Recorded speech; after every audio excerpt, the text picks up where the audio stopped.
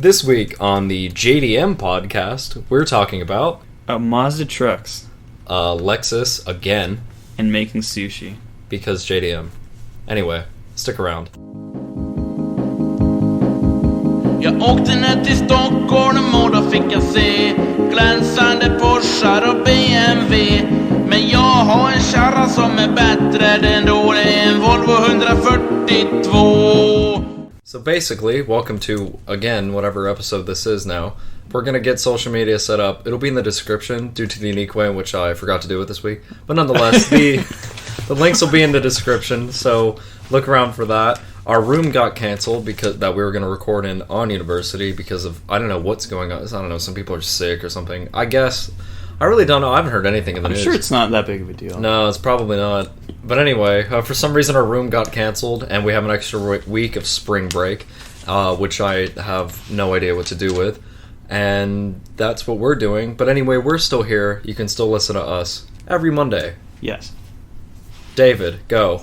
We went go-karting. Oh yeah, we did. That was fun. Even though there's this virus, I don't even know if it's a virus. I think it's just like a way of being that people are not feeling well. Yeah, I'm sure you can just will it away, honestly. Yeah, I don't even know what I like how we said we're not going to talk about this. And the first thing we talked about is like, wait, I wanted to be the one avenue of media entertainment that didn't fucking mention this shit. No, we're already down the rabbit hole. I don't know what it's called though.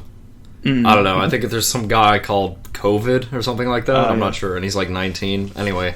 But no, David and I went go-karting with some friends. Where did we go? K1 Speed. Yeah, it was a lot of fun, and we went in the middle of the day. No one was there, and to cut to the chase, I had the fastest time, so I'm the better man. Well, yeah, okay. Well, in my defense, Goebel's done much more racing than I have. But yeah, he did go fast. Although It was not by much. I mean, it was 0.4 of a second when your fastest lap time was like 16.8 seconds or something like that. So I consider that pretty significant in terms of like racing or whatever. But I will say that on the second, because we did like 2 races. Yeah. On the second race, I matched your lap time for your best time on the first race. Oh, really? So that's, I mean, but not even really. It was like a thousandth of a second off. It's fun though, because I've never been to K1. Yeah. I don't know. Have you been there before? No. And we went to K1 Speed. I don't know if we already said that, but it's basically it's an indoor go-kart track, but they're electric and they're really quick. I mean, you sit there and you stand next to the track and you go, it's go-karts. But whenever you're like 6 inches off the floor, it's really fun. I'm sore from doing it. Like my arms still hurt. It's been 2-3 days at this point. The steering ratio is like super tight, of course, because you have to. The track is really tight, and there's no power steering because it's a go-kart. So it's like it's a bit of a workout. Yeah. And then they're like they only have rear brakes, which is awesome. Because by the you way, could just slide at every corner. If I wasn't so focused on trying to be fast, I would definitely like try and drift a little more. I want to go now. This is how they do. This is how they get you. Because now they're like, oh well, it's actually less money if you come back, and then they give you money off, and then you said it was what? 50 races for $100. Yeah, it's $2 a race. I mean, $100 is a lot, but you could really make... Does it have like an expiry time? I imagine it must, and I also imagine you don't have to do it in one day. If you that did, would be painful. Yes, that's like I say. It'd be like having a workout. That was a workout for me. Yeah, that was it. Like I don't need to work. I'm good for the year. No, I am sore from that. Yeah, and like you just wouldn't expect to be. But then the other thing is like on those 50 races or whatever, you're thinking like, oh, it's not that long. They're 13 laps, which I was surprised by because it's kind of long. This place, the one we went to, I don't know if they're different across the board, but I mean, our friend that works there was saying that their track is like one of the shortest. Oh, really? Yeah. So it's like I'm assuming the tracks are longer and other K1 speeds. Yeah. But I'm not really sure because it's the only one I've been to. # not ad. It was K1 Speed. Yeah. No. It was if they would like to sponsor us, though, I mean, by all means, please go for it. I wonder what electric motors they use for those carts. Yeah, because it's more than like a golf cart motor, It feels a little quicker than a golf cart. Yeah. I mean, I've never been in a golf cart. Maybe it's just that it's lighter. I don't know.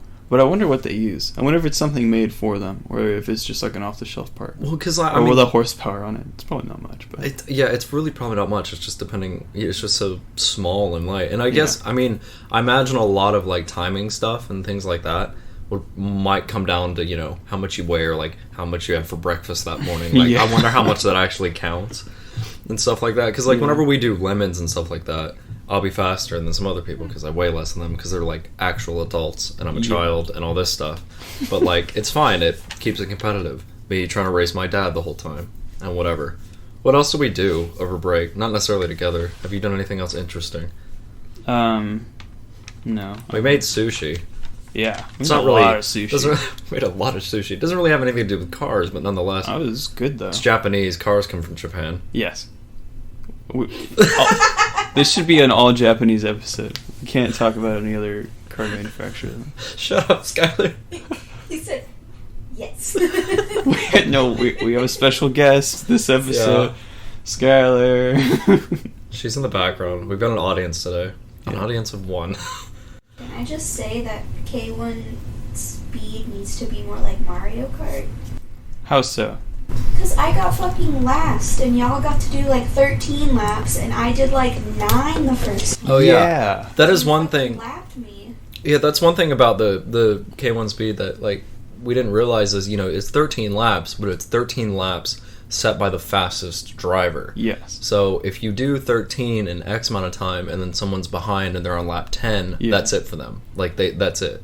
They end. I think it'd be, they say 13 laps. I think it'd be fair if they, made even the slowest person, they get through 13. And then, Because then I think that would make more sense because it's like... I guess you could exploit it by having one person like kind of sit out during the race and go super slow, and then like all those buddies just like go around 60 times, and then he finally finishes and is like, okay, now I get to. Maybe that's why they don't. I feel like people wouldn't do that though. I would. Well, because they'd give you the flag like, oh, speed up or whatever. You go, oh, okay, and speed up a little bit. Well, they can ban you. So. They can't. Yeah, they can ban you for the day or forever. I don't know, but there are other go-kart. There's another one that we were thinking about going to that I was going to do. We never ended up doing it, I don't think, but I was going to do it with my racing team in Lemons. But if I remember correctly, it's an outdoor track. It's huge, and the karts do like 70 to 80 miles an hour or something. The thing is, it's like $25 per race or something like that, but I've heard it's definitely worth it. Yeah, that sounds like a lot of fun. Yeah. But also sounds frightening. But like in a good way. I don't know. Because, if they're... I get the karts are bigger, but if they're, like, still mostly, like, go-kart size and I'm doing 70 in them, that sounds really scary. It sounds like a lot of fun, but... Then it would really be like... I bet there's this really fat waiver that you gotta sign. Oh, it's just, like, pages long. The waiver you have to sign to just drive your car around some cones for autocross at Texas Motor Speedway is fairly lengthy for what it is. I mentioned that one is, like... the owner's manual to a car. Like, it's just a big, thick thing. What's the worst that could happen with autocross? You get hit by a car, I guess, but, like... It's only one car out at a time. I guess there's like an audience. It's like one or two. Technically, you do get to sit on the side. They do have cone manager, or like... Okay, they have cone managers, people sitting on the track. Here's the thing. The reason I don't do autocross anymore, it's just because you pay for a yearly membership. That's fine. You pay per event. It was like $40. It's not terrible. The only thing is you're there, you have to get there like 8 in the morning, and you're there till like pretty, like late in the evening, like fairly, mid-late afternoon. You're kind of there for a long time. Yeah. And they're all like this, because I've done some other ones. And the problem, and prices vary, but the problem is they kind of go, okay, cool, everyone, they do a briefing, because they have to. You go through a little safety check. They go, do you have a helmet? Yes. Does your car drive? Yes, I got it here. Cool. And then they put you in a class. Mm-hmm. So I think when I was doing it, I had like my E39 015 series and whatever. It was like a straight six. It wasn't a fast car, but it was a normal car. So I got put in the normal car class, whatever it was, because there was modified stuff there. There's like some crazy Miatas, crazy Corvettes, stuff like that. The problem I have with it all is you're there all day and you spend all this money, spend for the membership, do all this stuff. You get to go out like 4 to 6 times. Like 4 to 6 laps, and there's something like... How long is a lap? Like an eighth of a mile. The reason is it's just so like everyone can get to go. Cool. The problem is they're all short laps, and you're competing for time. They're really short. I get it. It's fun though. I mean, it's entertaining because that car I had was not in the best shape. So and it had an open diff. So I think at some point I just got bored during the timing of the day because I couldn't. There was no one I could like compete with. Yeah. There's no other fives. Like nothing like that. So I was like, okay, this is just fun. And then you can have passengers. I think if they're like of legal age, I have to be like 18, which we ran into an issue with, like, because I did it in high school, and I had friends that were like 17, and then they're not allowed to sign the waiver, and then it's like that whole thing. It's really annoying, but unless they're guardians there or something like that. But anyway, you can have passengers in it, which is fun. I got shown around by a dude with an ST Focus. That was great. I think front wheel drive cars do pretty well on this. Yeah. But anyway, as I was saying with my BMW, I just got bored on like one of my things, so I just started drifting the whole thing. And then the announcer just kept going off like, if you want a smoke show. My dad came to one of them and just took a bunch of photos, and there's just all these photos of this kind of like rough, 15-year-old Beamer with just smoke pouring off the back tires, and they were like super hard eco tires because it's all I could afford, and that's hilarious. All this stuff. It's fun, but at least they let you do that. I mean, yeah, that's what I thought. I thought I was gonna get like written up for it, and then I was like, and the thing is, they are kind of fastidious about stuff like that. They're like, well, like don't have fun a little bit, which kind of annoys me. It's that kind of attitude. But then the other half of the day, though, you're standing outside in the middle of the Texas heat. Other states are available, but anyway, you're standing out there in the middle of the Texas summer where it's like 100 degrees, just standing next to some cones. That way, if someone drives by and hits it, you have to go put the cone back. And the thing is, you're forced to do this. Like, you have to do X number of that and X number of that. It's very, like, communistical socialist thing. It just annoys me that you pay this much money to do this, you don't get to drive that much. Where's the money going? I have no idea. Because it's like all they have there. Do they get new cones every time? No, they don't. They're not even SCCA's cones. They're like the tracks or places cones. Because I know they do a lot of police stuff there for training. So I guess they have to rent out the place. So true. That's an amount of money. But there's a slew of old malls here in North Texas that are desolate. Just go do it there. Do it on your own without anyone else. Actually, yeah, that's.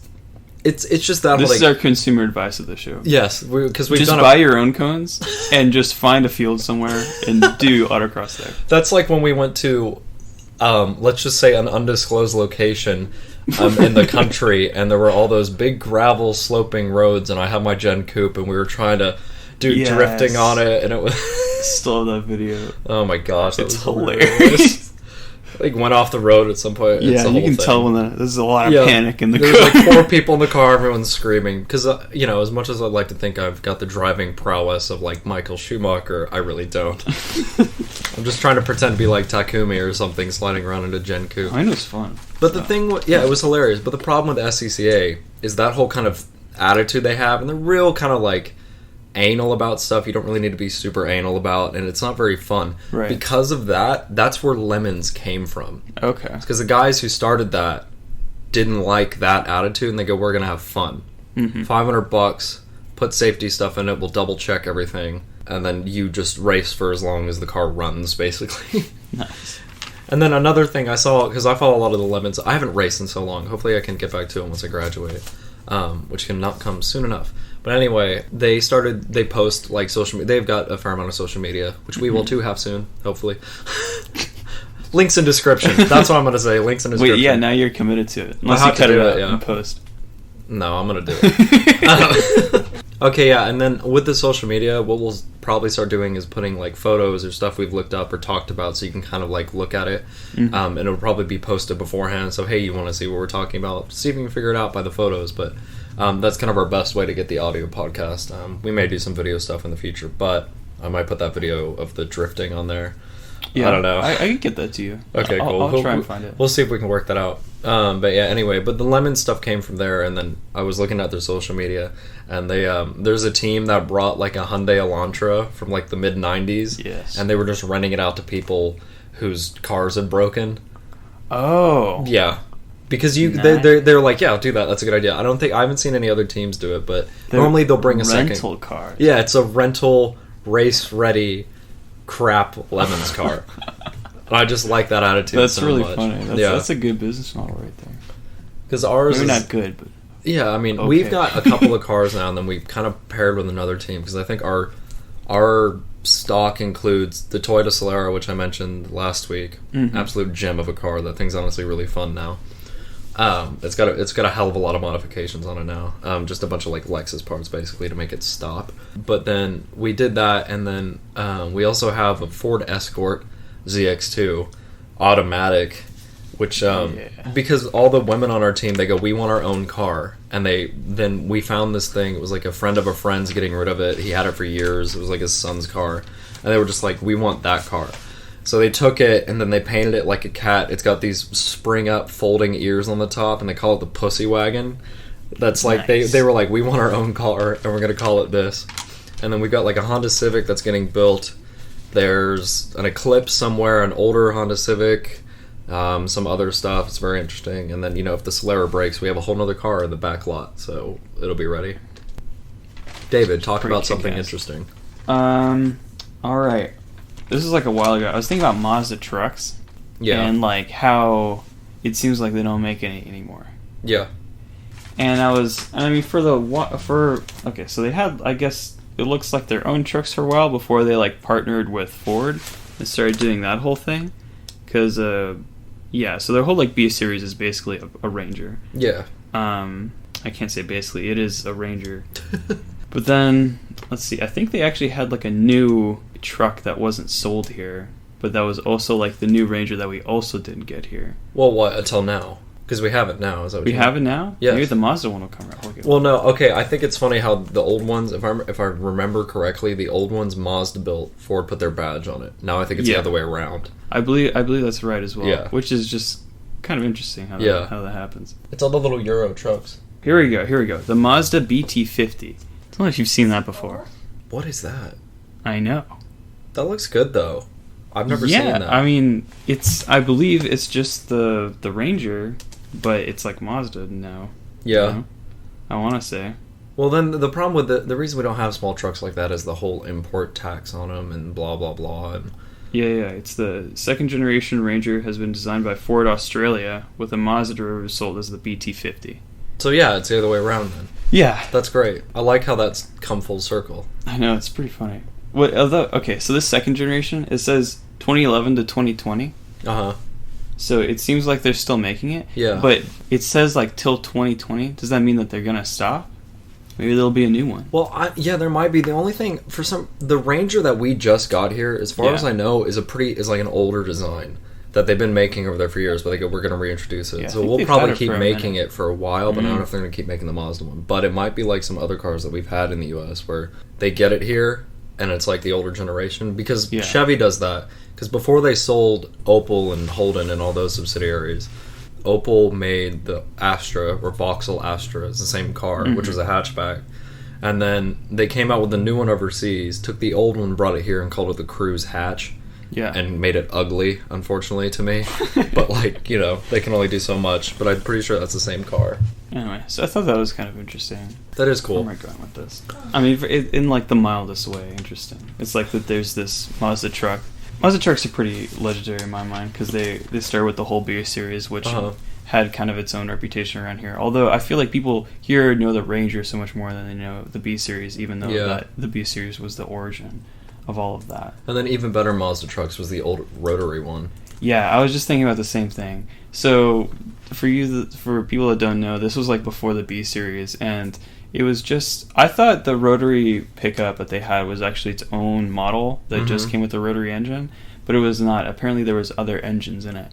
It was just an engine small, option. it was just an engine option, but cool. It was a pretty famous one. But I was like, why, in my mind when I heard that, I was like, why the rotary? I mean, I get it, it's like their thing, that's pretty cool, but in a truck. Yeah, I'm like, rotaries I feel like are known for having high horsepower but pretty low torque, which is like the opposite of what you want in a truck. And I was like, why would you put this in a truck? But looking at like the horsepower and torque and stuff, here you go. 110 horsepower, and I believe it was 117 pound-feet of torque. And you're like, that surprised me, because I was like, 117 is actually more than the horsepower number. Yeah. I expected it to be the other way around. And then, because the other engines that were in that generation were just absolutely tiny, it was actually like the more powerful, more torquey version, which I kind of Really? didn't expect. I've Yeah. never heard of a quote-unquote torquey rotary. I know it doesn't make any sense, but like there, like the big engine that came in that like generation that the rotary pickup was a 1.8 liter, and it made 98 Wow. horsepower. That's a big Well, yeah, it's a bigger rotary because it. Wait, what? No, that's just that's an inline 4. Oh, So that was like the Okay. big inline 4. It went from 1.3 liter inline 4 to the 1.8 liter inline 4, and then there was a 1.3 liter rotary as well. So it was Wow. like the rotary was like the creme de la creme. So that of was all the those best engine. That was the best engine. oh wow! I didn't know. Weirdly, yeah. I'm like, oh, they made other ones with other engines. There's probably something that was like more torquey, but it's not as popular because, of course, it's not a rotary. Yeah. But no, that was like the one to have apparently, which is Wow, super that's weird. not. I would never have expected that. Maybe it's just because of the era or something. That's Yeah, cool. it was really advantageous to get the rotary one, and I'm surprised it didn't like make it do better. But I guess at that point the like the regular piston engines just started getting better, and they got outpaced and all that. Well, because what year did that truck come out? This was 65 to 77. Oh, that's a lot older than I thought. That's Yeah, probably yeah. why then. Because I mean, GM was gonna throw a rotary in like the Vega or something for a minute, and then they completely axed the project. But Yeah. To each their own. That was the hip new thing. Like now with what would be the equivalent of like Rotary engines. fringe technology now. Still the rotary engine. I mean, hybrids are far too common. Yeah. I mean, Mazda with their like Skyactiv, Skyactiv, yeah. they're kind of doing that again, and they might hopefully bring back the rotary. How likely do you think that is? I don't know, because they just put that patent out for a straight 6 version of their Skyactiv for their new, I don't know, it's not going to be called an RX, but some new coupe thing. Oh, I don't know if that's going to pretty happen, fun. but like I hope it does. It'd be pretty cool, regardless of if it's not a rotary or not. But I don't know if we're going to see another RX car in the near future or ever. the emissions are so terrible. Like, That's the it's problem. Yeah. I just don't think they can get by regulators. Even with all this Skyactiv stuff, you're still like burning oil, and I just don't think there's a way to get around that. Unless there's some way, if they do like the whole cafe thing where they have to have the not industry average, but it's a corporate average fuel economy thing. If they're able to do so well with their Skyactiv tech that they can Yeah. release a rotary, then maybe. That would be cool. That's what they're doing. They've been doing it all along. They're plotting Yeah, no, exactly. That's why they've to give been us a pumping new out those- RX. the Mazda 3s and stuff. Yeah. I do hope though, if they do come out with it, it does kind of go past the old one. Like the RX-8 I like, and a lot Yeah. of people don't, but what I want to see is like a new RX-7. The thing is, the RX-8, like, for being naturally aspirated, it made so much power. Yeah. Like, it's kind of I get it, the later gen RX-7s or any like modified turbo RX-7 can make like 1 billion horsepower because they're really easy to port and put more boost in them, and I understand. But if you're just looking at like a stock RX-7, like a later generation one, even the twin turbo one, compared to a naturally aspirated RX-8, it's like, yeah, it's gonna make more power, but not by that much. Yeah. And it's like the RX-8 actually made quite a bit of power for being naturally aspirated. And if you compare that naturally aspirated rotary, the Renesys, to the naturally aspirated rotaries that were in the RX-7s previously, it's like a mile difference. Yeah, it's no competition. It's insane how much development and how good they got that for the RX-8. I mean, ultimately, it still wasn't enough. Yeah. But I feel like the Renesys doesn't get that much appreciation. I really like them. Like, I still really want one of those cars. Yeah, no, they're The really only cool. problem is, it's like I mentioned, I've got a diesel Golf. That thing's sort of bulletproof. For the Yeah. time being, at least. And it's like, I don't know if I could... Not currently in my life. If I had, if I were employed and not a student, it might be different. But, like, it's one of those things where I don't want to have to work on it all the time. Or, like, another thing we did... This kind of leads into this, another thing I did over break is I drove from Dallas all the way to Marfa, Texas, and then down to Presidio, and then back up to Marfa, and then back to Dallas in one day. That's a lot on a car. And, my car did well. Me and a friend we went to go see the Prada Marfa because we learned about it in high school. It's basically a semi-fake Prada store in the middle of absolutely nowhere in very, very, very, very west Texas.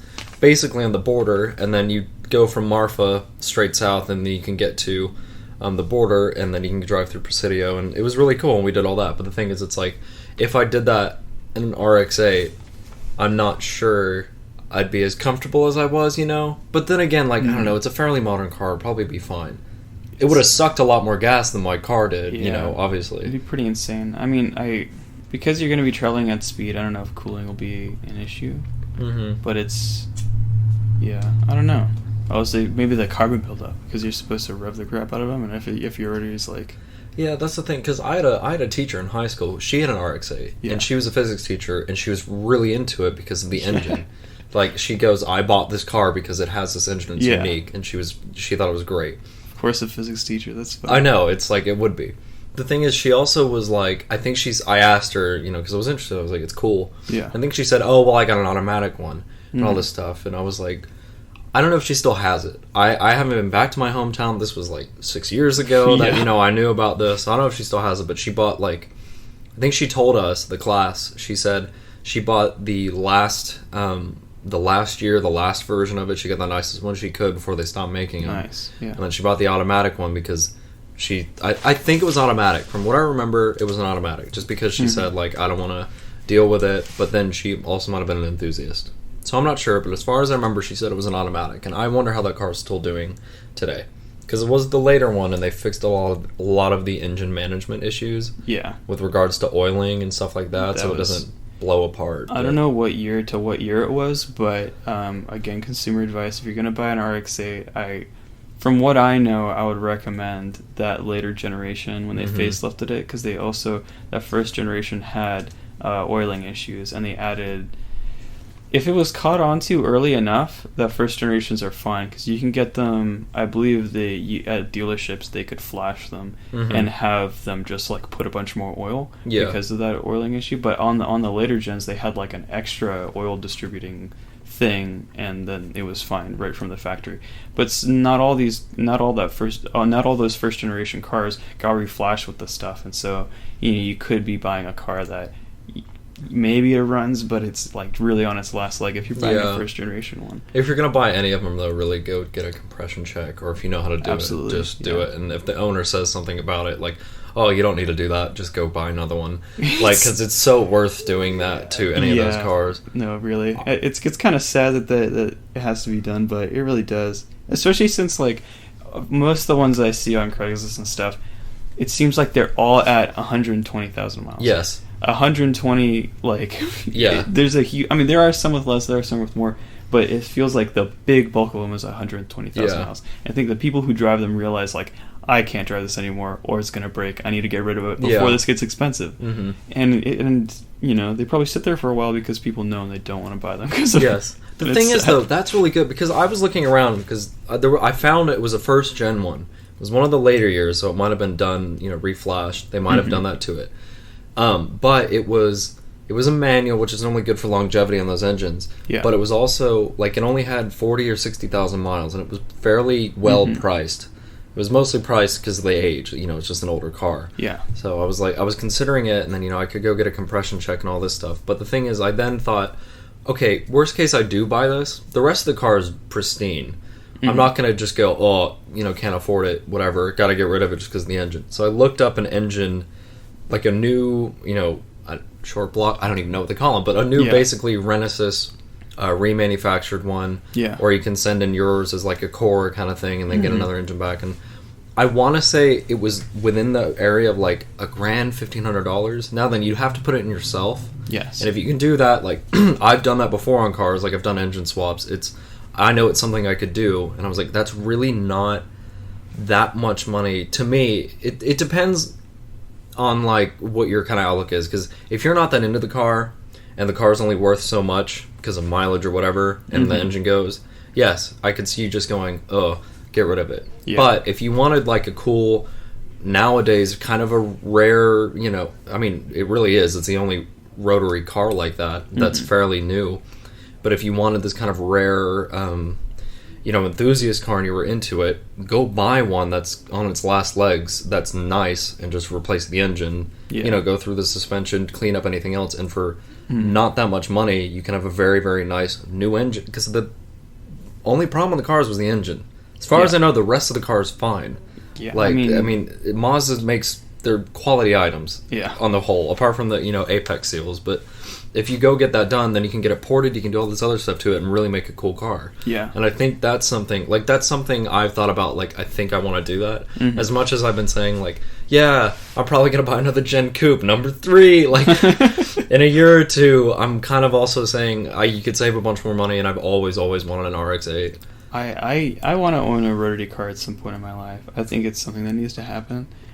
Just because they are so different and like interesting and stuff. Mm-hmm. I feel like they'd be easy to rebuild because there really are not that many moving parts. No, it's like a sandwich with 2 pita breads in it. Yeah. It's like, for those that don't know, it's camming it, or like it doesn't have cams. No. But what would be the equivalent to changing like your cam shaft like lift and duration? You take a Dremel and you literally like Dremel out this like pattern the port, to right? increase the size of the exhaust port or increase the size of the intake port, or even add like a new place for the intake port to go. And I mean, they have it's hilarious. You can print out paper that you then glue on to the side of your like block. Once you take those 2 rotors apart, you like glue it onto the side, and then it has the outlines of how big you need to make the port, and you take your Dremel and you just Dremel out your port, and you got a new cam. Yeah, and essentially, it sounds really cool when you do that too, because there's a bunch of different kinds. Like there's the bridge port, which I know you have to have because it has a bridge in it, because otherwise it's like too big of a hole and stuff like that. And I don't know all the names, but I know there's like essentially stages of tuning, and the higher you get up in those stages, the more fuel it's going to use. Obviously, and the worse it's going to be at low RPM, but then the more choppier it's going to sound. That's what I was going to say, and that's where you get the like rotary chop, like V8s have. Yeah. Well, it's crazy to me with rotaries because it feels like they make noise like only a third of the time when they're ported that much. They just like have a burst, and then it sounds like it like free spins, and then they have another burst. Yeah. They sound super bizarre, but it's really cool. I wonder how hard it would be to put some kind of forced induction on one of the Renesas ones.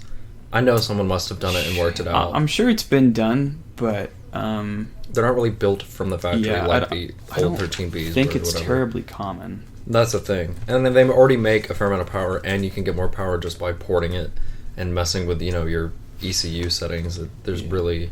I think the thing is the RX-8, because it had such like higher compression to get that more power. Even if you could put boost in it, you wouldn't be able to put much. I don't know how much it'd be worth it.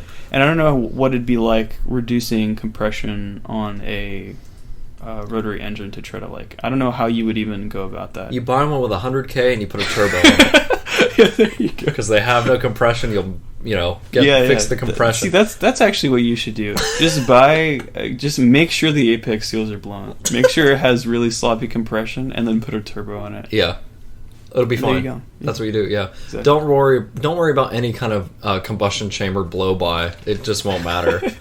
It doesn't, it's not even going to be a problem when you're bending rotors or something insane. Eventually the everything will just turn to mush and it'll be like a turbine engine where it just flows through. It's like some kind of weird turbine nuclear reactor car or something ridiculous like that. Oh my gosh. I wonder how much the Renesas will bolt up to like a previous, like a RX-7 transmission or something. That's a good question, because I, like you, like the original RX-7, and I think they're cool, but they're slow, and if you put that engine in there, it'd be very, very quick. That would be very cool. I worry because that is a pretty big generational like jump, because I had the 12A. That's like 30 years. Yeah, that was... I mean, it might still fit. There's definitely cars where things like that still fit, but I just don't know. I was going to say, to be honest, that's such an old car, and it's so mechanical and like lack of computer stuff. That'd be one of those things where you just get an RX-8 and then basically reshell the whole wiring harness, the whole car basically into the other one. Because that's something like I think is like the best way to do a swap on some certain cars, especially if they're older. Because I talked about, I don't think I mentioned it on this podcast, but I talked about like I really, really like the old pre-3 Series E21, or sorry, pre-E30 BMW 3 Series. It was called the E21. It was the first 3 Series when they went to that kind of 3, 5, and 7 moniker, because it was BMW's new class, I think they called it. But I really liked those, and there was never an M3 version. And then I was looking at kind of like what you could put in it and stuff like that, and I think something I really thought about doing was, well, why don't I just go buy like a rolled over or something, 230i, if I can find a manual, whatever, from a Copart, and then just swap everything over, and then really at that point, if the diff will take it in the original car, put that in there. If not, modify yourself to put the rear diff from the other one in there, and then the biggest issue at that point you really have is just going to get a drive shaft made, which really isn't that much money because there are little indie shops all over big cities. I mean, like here, I think I've done it one time, or I did it with like my dad or someone I know, like when I was young, like had to do that, and it really isn't that much money, and they know what they're doing, and you can get it done, and then you've got your bespoke kind of custom car. But like stuff like that is something I really kind of want to try to get into, but I think that could be cool to do with the RX-8. Resto mods are pretty rad. Yes. Sorry, I'm just on a forum right now because I was like wondering if people put them in the FBs. People tend to forget that a Renesis is, from a forum post, that the Renesis is just a 13B like any other, thus your turning will bolt up and your current clutch/flywheel setup is compatible. So it seems like it'd work. And it's then the same. The post below, the oil pan is longer than a 13B, so you could use 2 12A pans and splice them together. Wow. I feel like it's not quite just a bolt-in. Yeah. But it seems like it does bolt up. That's you know what I mean? I know, but that's like half the battle. Yeah, I mean it is, but like that's the biggest thing on trying to get stuff to work together. It's like those people who put, manual transmissions and Jag XJSs, or that video I showed you with a Ford Taurus. Someone was like, "I want a manual one," and like the later ones, the really ugly ones, they're like, "Oh, I'm gonna put a manual in it," and they found one out of a Ford Probe, and that fit, and then what's been done before, and I love to see, is the like SC400s and LS400s when they put manuals in those. Yeah. Because I think that really like livens up those cars. Yeah. Because those engines are pretty good, but I feel like it kind of lets them down if they just have really normal automatics in them. Yeah. And they make kits for that. It's a little expensive, but I mean, if you want that kind of thing, it's out there. Yeah, it's one of those things, like I said, it's like if a rotary Mazda is your thing, then it's fine if you spend a little bit more money on it, like you're into it, just hold on to it. And if you love more than anything else a Lexus SC400, just put a manual into it, because I know you, and I agree with you on this, it's like I think the 400 is better than the 300. Oh, he said something negative about the 1JZ, like whatever. Is the 2J. It's a naturally aspirated 2J. They did have a turbo 1J in Japan. Yeah, and then at that point, just get a Supra. Yeah, I mean, yeah. Since it's the same car as the SC. And then the people get the SCs because they can't afford the Supras. Yeah. Oh, some people. I mean, I can't say everybody. I think the SC stands on its own because I like that it had a V8, and I think that's super neat. Yeah. I get why you would want the TJZ, like even just the natural aspirated one. It's a respectable engine, and it's definitely like super durable. But so is the 1UZ. Yes. And it's like, I mean, I don't know. Don't try to copy a Supra because it's not a Supra. No, yeah. I could get it. You want to do it up like a Soarer, that's cool. Like, because that's what that was. And I thought about doing that. But it's just, to me, it's like, if you want a Supra, go get one. Well, they're stupid expensive now because people are insane. But other than that, I think it's cool because it's different. Mm-hmm. Don't buy them. Just don't buy them because I want the prices to stay cheap. Yeah, don't start buying them. SC300 cheap, please. It's a horrible car. I don't think you'll like it. Don't bother. Buy the 400 though. There is enthusiasts like manual cars, and the SC300 did come with a manual in the States, but it's exceedingly rare. I found one. I found one too. Yeah, and it was a lot of money. The one that I found was not, because it was awful. The engine apparently was in pretty good nick, but the paint was just shit. Wait, what color was it? Was shit. I don't even remember. It was probably the primer color. Oh, I just because I found one a long time. It was like 2 or 3 years ago. I don't know if you remember this. I was getting rid of, I think, my BMW, and I had a bunch of cars lined up because the problem is like I only had one car. Yeah. And I didn't have a spare, and none of my family had a spare, so I was like trying to like get the swap done quickly. I think it was you. or it might have been Satchel or something. I was talking to like 3 different people on the phone trying to get a car sorted. One of them was a guy who had a manual SC300. Mm-hmm.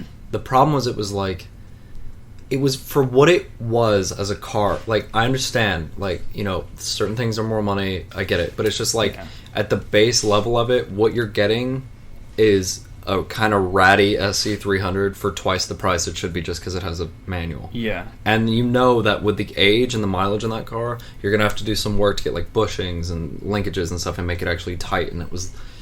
I know Lexus is good and stuff like that, but I walked on it because I was like, it's realistically not the kind of car I want for that much money. Maybe you looked at the same one that I did. I was looking to... this was before I bought the Fiesta. I was looking for another car. And I went there with my dad. And I mean, he was definitely like super against it. But I was like, that'd be pretty sweet, though. Well, you went and actually looked at it. Yeah, I went and looked at it. And I mean... They had done a bunch of stuff for like the seals and whatever, so apparently like it was squeaky clean as far as like leaking oil goes, and like you know, like the mechanically it was good. The transition was apparently fine, although the shifter was super sloppy. Yeah, like sloppier than anything. I was like, it didn't feel like you were in any gear because of how sloppy it was. But you know, that's just a bushing. It's not a big deal. Yeah. But the paint was just so bad, and the interior was so bad. I was the same kind of thing. I was like, it's neat, but really, like, I'm not going to spend this much money that I'm going to have to end up doing this much work too. And it's like, yes, you will end up with something that's very cool, very unique, but it's not a Supra, it's not a GTE. Like, it's still just a naturally aspirated 2J. Yeah. It's cool and it's quick, but if you're going to spend money like that and you want a 2J like that, go buy an IS because it's going to be more fun. Even though it's a 4-door sedan, you know, and that kind of thing, it might not be as cool or whatever. It's lighter. It kind of fits the car more. I think the IS is just as cool as the SC, personally. I think it looks better. Actually, although I think the weak one's the GS. The GS? Yes. Yeah. Because it looks like that dude from Lilo and Stitch. I mean, so does the SC a little bit. Yeah, but the SC's like... It's lower. It fits the car better. Yeah. I don't know what they were doing with the original GS. Well, not the original one. The OG one they only made for a couple years. Those you see every once in a while. They look like an old, like 300ZX Nissan a little bit. But anyway, the one after that, they're like, yeah, y'all know what we're talking. It's got the 4 separate headlights like a Mercedes, but they just did it in a weird way, and I don't think it's weird because I don't think they didn't age well, but I don't think they aged well either. It's just like its own thing on the side. I found it, they stick out for some reason. I found it kind of interesting because, like, as far as like enthusiast Lexus cars go, you can compare them to like the BMW equivalents. The IS is the 3 Series, the GS is the 5, and the LS is the 7. Yeah. But it's like if you look at what enthusiasts like on the BMW lineup, it's gonna go 3, 5, 7. Yeah, pretty much every time. With 5 like closer to 3, and 7 like people, I mean, aren't super into them as far as because they're, you know, real big and luxurious. But if you look at the enthusiast market for the Lexus, it goes IS, LS, and then GS. Yeah, I feel like the LS gets chosen before the GS as an enthusiast car, which I think is odd. But I think the only reason is because the LS actually looks really good, while the GS does not look. I think that's a big part of it. I really think it's just the looks. Because the GSs are cool. Like I said, I mentioned it before. They're one of my probably neighbors lighter. They came with the same engine lineup, so they're probably going to be a little faster. Yeah, and it's like, why isn't this, you know, as liked as the LS? And I'm like, oh yeah. It's disgusting. Look at it, yeah. Not disgusting, but it just... I'd have one. I've seen some people do them. I've actually... All credit where credit's due. I've seen some people do some up, and they look good. Yeah. They're genuinely good. But the thing is, it's like, the amount of work you have to do to get it there, and then it's like... like, you know, it's like, you know, again, one of those things, are you really going to dump this much money on, like, a Lexus? Like, if that's your thing, if that is your favorite car, go for it. Yeah. But I don't think... I don't know if a lot of people do that, because I don't know. I feel like I've got this thing where it's like I don't know what my favorite car is, because I've gone through so many, as we talked last time. I'm really into the Golf, but right now, I'll keep going. That brings me up to the thing. I really still want a mid-sized, like compact or mid-sized 4-door sedan that's got a decent amount of power. That's a manual transmission. And we looked it up, and the only ones you can buy now are a Subaru and then a Genesis G70. And I don't want a Subaru, which means the Genesis. Now that I like Genesis... If you add rear-wheel drive to that, you can't get the Subaru. That's the thing, and that's what it is, because I want to be able to slide around corners when I'm bored and stuff like that. It's just the Genesis. And it makes a good amount of power. It's like 250 or 260 or something like that. You only get the 2-liter. And I think it's good value for money, even new. But then no one else really does it anymore because BMW doesn't do it with the 3 Series anymore. Not in you the can States. Get not in the States. If you want in Europe, in yeah. Europe, you have to get like a 1.6 diesel, and it's not really the mood I'm going for with that 3 Series. Yeah. The Giulia doesn't. It's an 8-speed auto. It's the same thing as the BMWs, I think, which is cool. I really like it, but it's like it's not that thing. So then you have to go in the used market. And then there's a Lexus IS, which I think is really cool, and I know you always bring that up. Good luck finding a manual one. That's the problem. They're so rare. And I feel like most of the manual ones I find are someone swapping in a manual, and who knows what you're in store for. Doing it very poorly. Yeah, it just, especially on the first gens, because actually the one I meant, it seems easier to find the second-gen ones. It does. They're always 250, so you have to deal with a smaller engine, but it's still a good amount of power. I'd get that. Yeah. They're really not, and you can find some that are really nice, and manuals are more difficult to find, but I've had a lot more luck. It seems like every time I go on Craigslist or even Cars.com or something, you can always find at least 1 or 2, maybe 5 if you're good over a big area. Yeah. But the original one I found, you find 1 every month maybe, and they're trashed. Oh yeah. No, and I mean they're gonna sell for so much because it's yes, people JDM are shit. Into it.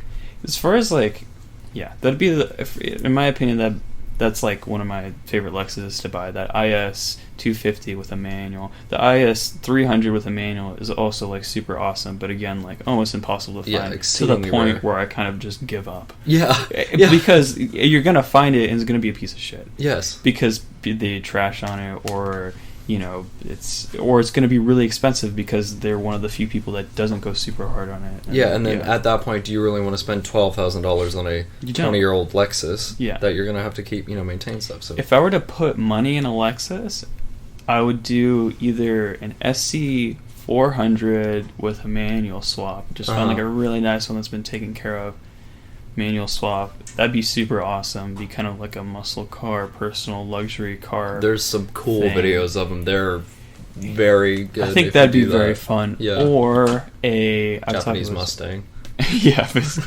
Or an IS 300, but you take the blacktop beams 3SGE engine and transmission, get it from Japan, and put that in, and make your own RS 200, or import one even. Yeah, if it gets to that point. I mean, I think they came out in 98. We googled it, so what's that? Couple more years? Yeah, and then you'll be able. More years is it? 98. What was it? 95? 3 more years. Yeah, 3 more years. So maybe quick that. Math. But you can, if you want it now, and if you want it perhaps in a later model IS, you could do that and just import it. And looking online, from what I've seen, those engines don't go for that much, surprisingly, even though they're really good engines. And I think why I do that over the those made a lot of power. They made 200 horsepower, as did the naturally aspirated 2JZ. Okay, it made a little more, 10 more horsepower. It also made a lot more torque, the 2JZ. I get it. It's going to be faster probably than that Beams 3SGE, but it's going to be way cooler, I think, to have a super buzzy inline 4 in your IS.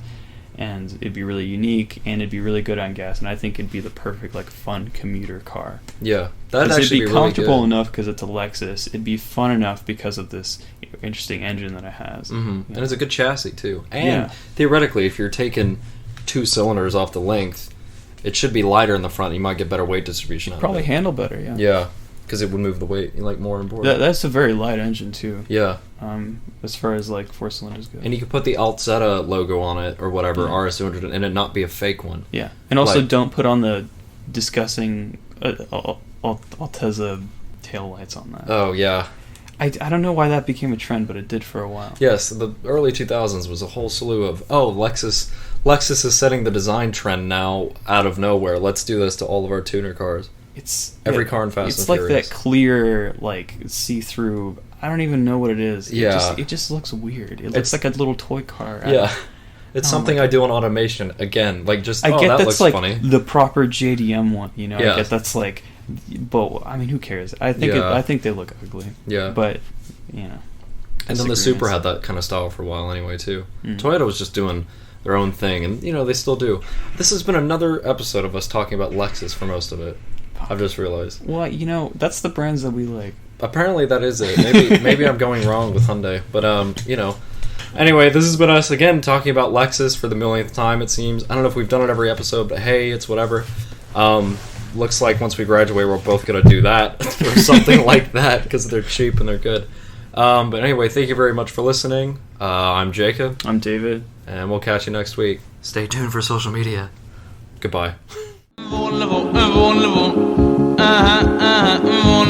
Volvo.